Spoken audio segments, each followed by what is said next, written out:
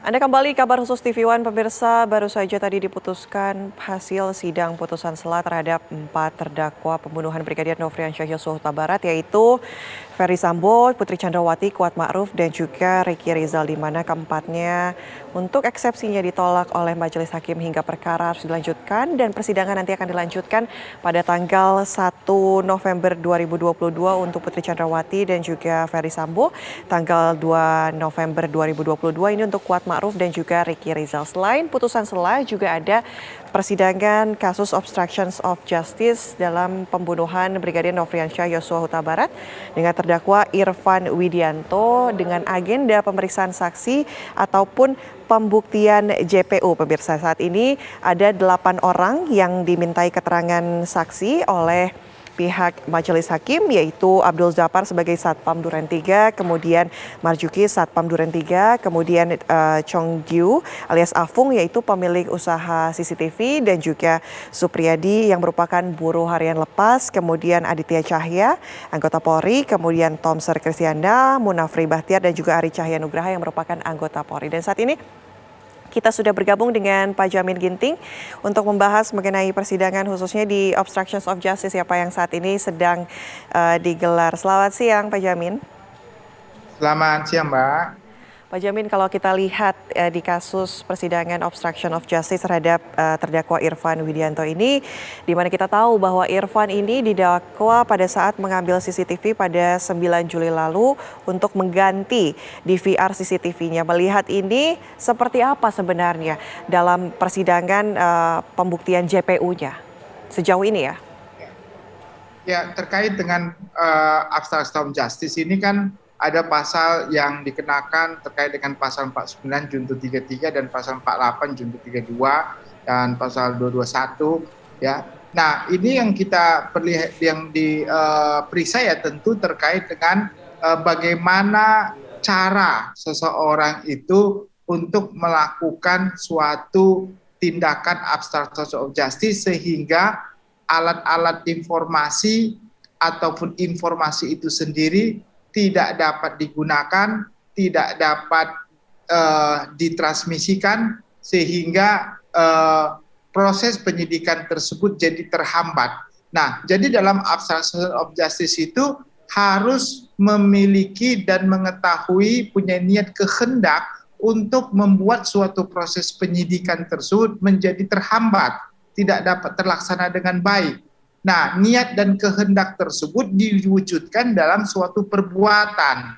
Nah, pertanyaannya tentu nanti apa niat daripada terdakwa ini ya satu persatu untuk dengan sengaja merusak tersebut sehingga tujuannya adalah untuk mengaburkan atau menghambat proses penyidikan.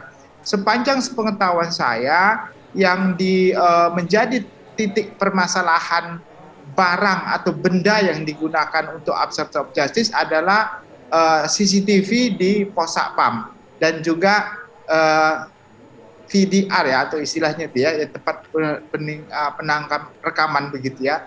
Nah, apakah informasi tersebut menjadi hilang? Apakah informasi tersebut menjadi rusak?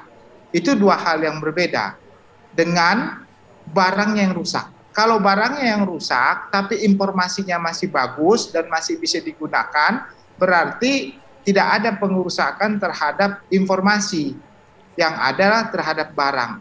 Nah, kalau informasinya tetap ada, apakah signifikan nggak terkait dengan itu sebagai suatu perbuatan yang dianggap sebagai suatu obstruction of justice? Nah, itulah nanti yang akan dijelaskan dalam rentetan dakwaan jaksa penuntut umum, apakah memang hanya CCTV dan rekaman CCTV yang dirusak atau ada benda-benda lain. Tapi sepanjang dakwaan yang sudah disampaikan dalam persidangan, kelihatannya barang buktinya hanya rekaman CCTV di pos Satpam dan juga di salah satu anggota polisi yang bersebelahan atau berseberangan dengan rumah FS tersebut. Demikian, Mbak. Bang Jamin, menarik sekali tadi ada katakan bahwa ini juga tergantung niat dan juga kehendak begitu.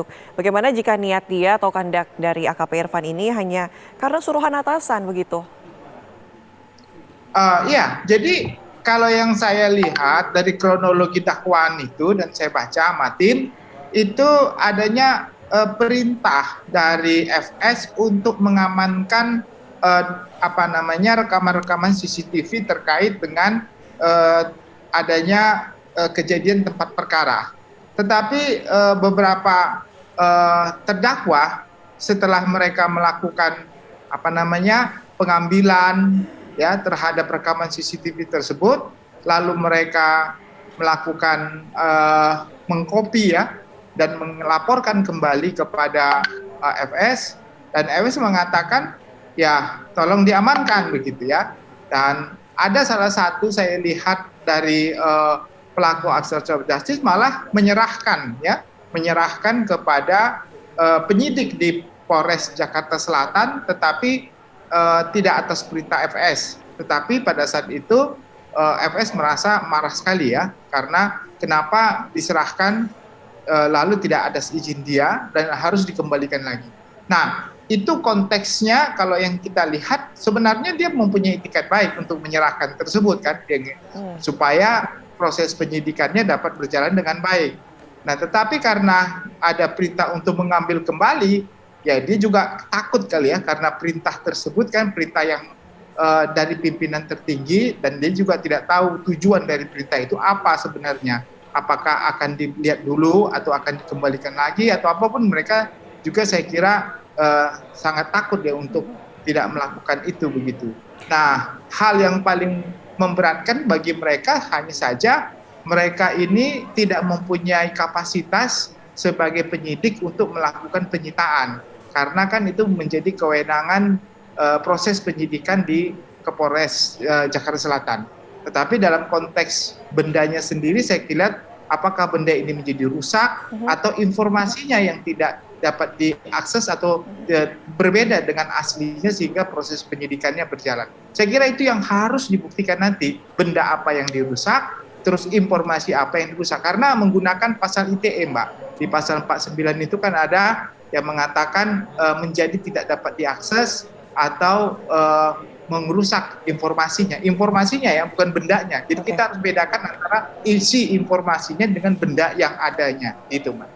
Artinya berbeda ini informasi dan juga bendanya. Ketika bendanya rusak namun informasinya tidak rusak, begitu ini bisa menjadi pertimbangan. Artinya ini sejauh apa perintangan yang dilakukan oleh khususnya AKP Irfan ini menjadi pertimbangan majelis hakim bukan untuk meringankan hukuman atau seperti apa? Ya harus nanti dibuktikan. Kalau dalam surat dakwaan itu kan belum kelihatan dengan jelas. Tapi dalam pasalnya sudah jelas. Di pasal itu dia bilang pasal 49 itu terkait dengan informasi, ya informasi.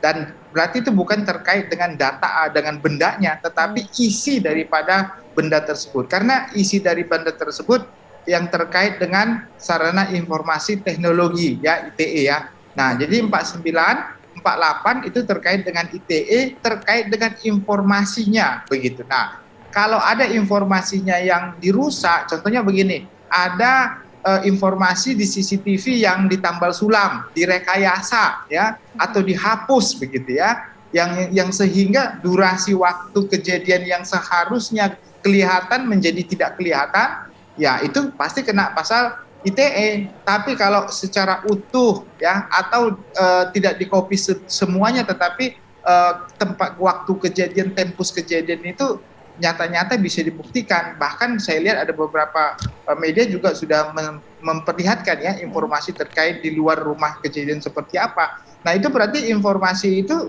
tidak ada yang rusak, utuh. Cuma permasalahannya adalah bendanya yang dirusak gitu, CVR-nya atau CCTV yang rusak. Berarti kan lebih kepada pasal pengerusakan di KUHP, bukan ITE. Nah itulah nanti yang akan dijelaskan dan dibuktikan dalam persidangan, Mbak. Menarik sekali Pak Jamin, kita harus jeda dulu, nanti usai jeda kita akan kembali menggali informasi langsung dari Pak Jamin ya. Dan pemirsa, usai jeda kabar khusus TV One masih akan kembali, tetaplah bersama kami.